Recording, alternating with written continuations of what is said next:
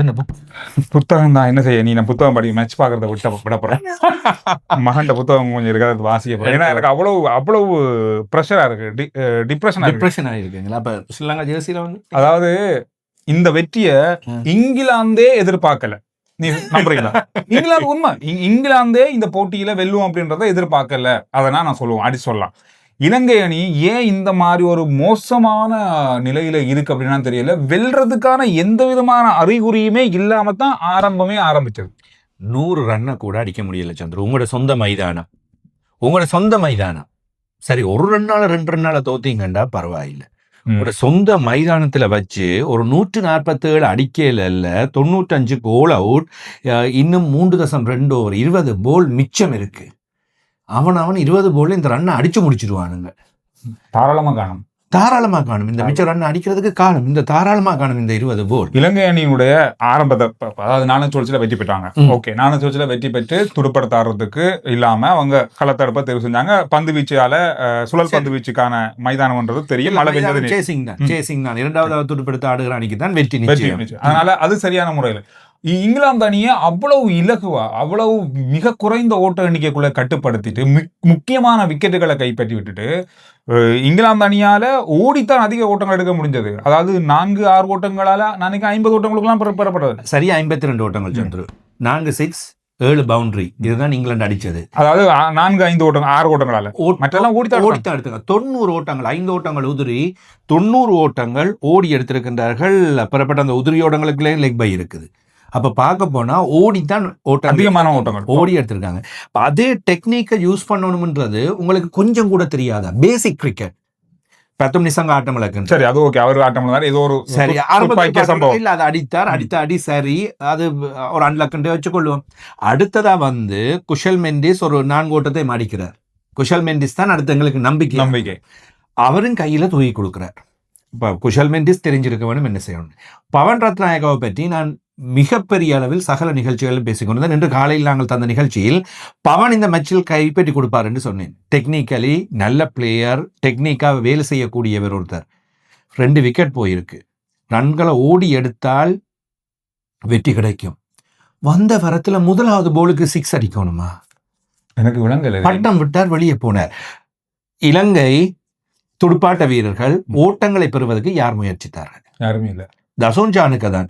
தசோன் சாணுக்கு நான் இன்று என்ன சொல்லியிருந்தேன் சந்திர, காலை வேளையிலும் சொல்ல, 5வது இலக்கத்தில் அவர் வந்தே இருக்க வேண்டும். விக்கெட்டுகள் போனா என்ன, போகாவிட்டால் என்ன, 5வது இடத்தில் வந்து ரன் ஓடி அடிச்சது தானே. கடைசியில் அவர் தானே 30 எடுத்த. 7வது பிரஷர்ல அடிச்சு தானே ஆட்டம் இழக்க வேண்டிய நிலைமை வந்தது. அவர் எனக்கு தசன் சாணக்க விளையாட்டு நல்லதா இருந்தது. அவருடைய ஆட்டம் இழப்பு கூட கண்டிப்பா அந்த இடத்த, அந்த பந்துக்கு அந்த மாதிரி அடிக்கத்தான் வேணும், வேற ஒன்றும் செய்யல. வழி இல்லை. ஓட்டங்கள் ஓடி 6ம் 4ம் கிடைக்க அடிக்கிறது தானே. அது 5ஆம் இலக்கத்திலே வந்து செய்யலாம் தானே. இவர் ஒன்றும் வந்து 10 போர்ட்லையும் 15 போர்ட்லையும் 6களை அடிச்சு முடிக்கணும் என்ற தேவையும் இல்லை. இந்த அணித்தலைவராக இவரால் ஏலும் அது. ஆனால் இவர் எந்த காலத்திலையும் இதை தனக்குள் எடுத்துக்கொள்வதில்லை. அல்லது பயிற்றுவிப்பாளர்களாக சனஞ்சய சூரியவோ, துடுப்பாட்ட பயிற்றுவிப்பாளர்களோ இதை ஏன் அவருக்கு சொல்லிக் கொடுக்க இல்லை. உன்னால் போனால் ரன்னை உன்னால் ஓடி எடுக்க முடியும், ரன்னை ஓடி எடு, கிடைக்கிற போலுக்கு அடி. இதுதானே பேசிக் கிரிக்கெட். வெள்ளாலகையுடைய இன்றைக்கு பந்து வீச்சு நன்றாக அமைந்திருந்தது. அவருடைய துடுப்பாட்டம் நல்லா அமையணும் அப்படின்ற எதிர்பார்ப்பு. அடுத்தடுத்து 4 ஓட்டங்களை பெற்றாலும் திரும்பவும் அதே வெள்ளாவும் அதே வேலையைத்தான் செய்தார். 2 4 ஓட்டம் அடிச்சுட்ட, ரன்னை ஓடி எடுங்க, ஏன் தூக்கி அடிக்கிறதுக்கு போறீங்க? விக்கெட்ஸ் போயிருக்கு. சாதாரணமான ஒரு கிரிக்கெட் ரசிகர்களே இப்படித்தான் பேசுறாங்க. ஏன்டா இப்படி பண்றீங்க நீங்க எல்லாரும் சேர்ந்து? உண்மையா தான் விளையாடுறீங்களா இல்ல எங்களை ஒரு மாதிரி ஜோக்கா நினைச்சு கொண்டு விளையாடுறீங்களா? இது என்ன நடக்குது அப்படின்னு தெரியல. இலங்கை அணிக்கு இன்றைக்கு உண்மையிலே பெரிய ஒரு வெற்றி வாய்ப்பு தான். அதுல மாற்றம். வெற்றி பெற வேண்டிய போட்டியை அப்படியே தூக்கி கொடுத்திருக்கிறார்கள். அது மாத்திரமில்லை சந்துரு, காலநிலையில் இங்கிலாந்து நேர்முக வர்ணனையாளர்கள் சொல்கின்றார்கள், பார்க்கக்கூடியதாக இருக்கின்றது. ஃபில் சோல்ட் கிட்டத்தட்ட 2வது ஓவர் துடுப்படுத்தாடுகின்ற வேளையிலே அவருக்கு மூச்சு வாங்குகின்றது, ஓட முடியவில்லை. வெக்கை காமெண்டேட்டர்ஸ் நேரடியாகவே சொல்லிக் கொண்டிருக்கிறார்கள், இங்கிலாந்து அணி டீஹைட்ரேஷனில் அவதிப்பட்டு கொண்டிருக்கின்றது என்று. இவற்றையுமே நீங்கள் பாவிக்கவில்லை. கமில் மிஸ்ராவே என்னத்துக்கு கணியில் எடுத்தாங்க? அந்த 4 ஓட்டத்தை எரிஞ்சு இங்கிலாந்துக்கு ரன் கொடுக்கறதுக்காக எடுத்தாங்களா? அதுலேயே எரிஞ்சு 6 ஓட்டம் போயிட்டு. அது மட்டும் இல்ல, ரன் அவுட் வர சரியா போல கைக்கு எரிஞ்சிருந்தா பில் சோல்ட் ரன் அவுட் ஆகியிருந்தா இங்கிலாந்து இன்றைக்கு இன்னும் ஓட்டம் குறைஞ்சிருக்கும். அது 4 ஓட்டத்துக்கு போயிருக்கும். கமிந்து மெண்டிஸ் ஒரு இலகுவான 4 ஓட்டத்தை அப்படியே 4 ஓட்டமாக விடுகின்றார். இப்ப இதுல நல்ல வீரர்கள், கமிந்து மெண்டிஸ் ஒரு நல்ல வீரர். அவர் துடுப்படுத்தாடிய விதம், அவர் ஆட்டம் இழந்த விதம், குஷல் மெண்டிஸ் ஆட்டமிழந்த விதம், சுழல் பந்து வீச்சாளர்களுக்கு கையுக்குள்ள இப்ப நல்ல சுழல் பந்து வீச்சாளர் இருக்கிறார்கள் தானே. இந்தியாவில் வருண் சக்கரவர்த்தி எடுக்கலாம், ஆப்கானிஸ்தானில் நாங்கள் ரஷீத் கானை எடுக்கலாம். இப்படி உச்சபட்சமாக டென்ஷன் கொடுக்கக்கூடிய ஒரு பந்து வீச்சாளர்களுக்கு நீங்க போய் ஆட்டம் இழந்தா ரைட், ஓகே, கஷ்டப்படுறீங்கன்னு சொல்லலாம். இங்கிலாந்தில் இந்த சுழல் பந்து வீச்சாளர்கள் விக்கெட்டுகளை கைப்பற்றியவர்களை பற்றி மிகப்பெரிய அளவில் சாதாரணமாக பார்க்கின்ற வழியில் இவர்கள் ஒன்றும் ஆஹா கொண்டு சொல்லி கொண்டாடப்படக்கூடிய அளவு பந்து வீச்சாளர்களாக எனக்கு தெரியவில்லை. வேகப்பந்து வீச்சாளர் ஜஃப்ரா ஆச்சரை சொல்லிக் கொள்ளலாம், மற்றவர்களை சொல்லிக் கொள்ளலாம். ஆக சுழல் பந்து வீச்சுக்கு சாதகத்தன்மை தரக்கூடிய உங்களுடைய சொந்த மைதானங்களில் கூட உங்களால் துடுப்படுத்தாட முடியாமல் போனால் என்ன செய்வது? சொல்லாத ஒரு ஆத்திரத்தை ஏற்படுத்தியிருக்கிற ரசிகர்களுடைய அந்த முகத்துல மிகப்பெரிய ஒரு ஏமாற்றமும் மிகப்பெரிய ஒரு கோபமும் இருந்துச்சு. இல்ல, நாங்கள் என்ன சொன்னோம் நிகழ்ச்சியிலும் இவ்வளவு சொல்லிவிட்டு இன்று இங்கிலாந்து இலங்கை வெற்றி பெறுகின்ற இந்த வெற்றியின் மூலமாக இலங்கை அணி அரையிறுதிக்கு வருகிறது. இலங்கை அரையிறுதிக்கு வாரது இனி இல்லாதானே, 2 போட்டி இருக்கு, பாகிஸ்தானோட இருக்கு, அடுத்தது பாகிஸ்தான் நியூசிலாந்து 2ஓடையும் வெற்றி பெற வேண்டும். இங்கிலாந்து சகல போட்டிகளையும் வெற்றி பெற வேண்டும். அப்படியாக இருந்தால் மாத்திரம்தான் வாய்ப்பு. இல்லை, இன்றைக்கு விளையாட இந்த சீத்துவத்தை பார்க்க நியூசிலாண்டையும் பாகிஸ்தானையும் வெல்ல முடியும்னு நீங்க நினைக்கிறீங்களா? கஷ்டம். அடுத்த மேட்ச் நியூசிலாண்டோட கொழும்புல. இன்றைக்கு மழையாக காப்பாற்ற கொண்டு பார்த்தா அதுவும் இல்லை. எங்க மழை? அதுதான் மேட்ச் நல்ல மழை. நேற்று இதே கொழும்புலதான் பாகிஸ்தான் போட்டி இருந்தது. ஆனா மழை போட்டியை நடத்தவில்லை. இன்றைக்கு எங்கேயுமே கொழும்புல போட்டி இல்லை, மழையும் இல்லை. இங்கிலாந்தோடு இப்படி தொடர்ந்து தோல்விகள். இங்கிலாந்தோடு இலங்கையில் வைத்து விளையாடி இருக்கின்றோம். இந்தியாவோட வீக்னஸ் என்ன, இங்கிலாந்தோட வீக்னஸ் என்ன விஷயங்கள் நாங்கள் செய்ய வேணும்? உண்மையில் லசித் மாலிங்க களத்தில் நின்று வேலை செய்தார். அதுதான் இன்றைய பந்து வீச்சுக்கு காரணமாக அமைந்தது. அது பார்க்கக்கூடியதாக இருந்தது. எஃபர்ட் இருந்தது, போலிங் சேஞ்சர்ஸ் மிகச்சிறப்பாக இருந்தது, பந்து வீச்சு நல்ல முறையில் அமைந்தது, களத்தடுப்பு நல்ல முறையில் இன்னும் கொஞ்சம் நல்லா இருந்தது. இந்த தேவையில்லாத ஓட்டங்களை கட்டுப்படுத்தி இருந்தா 130க்கு உட்பட்ட ஓட்ட எண்ணிக்கை வந்திருக்கும். கொஞ்சம் பிரஷர் குறைந்திருக்கு. இப்ப கூட ஓட்ட எண்ணிக்கை அந்த அளவுக்கு ஆகோன்னு சொல்லி இங்கிலாந்து அணியால் அடிக்க முடியல. ரன் பால்னு சொல்லுவோமே 7 தான் தேவை ஒரு ஓவருக்கு. ஓட்டங்களை ஓடி பெறுங்க. இது உங்களுக்கு தெரியுது இல்லையே.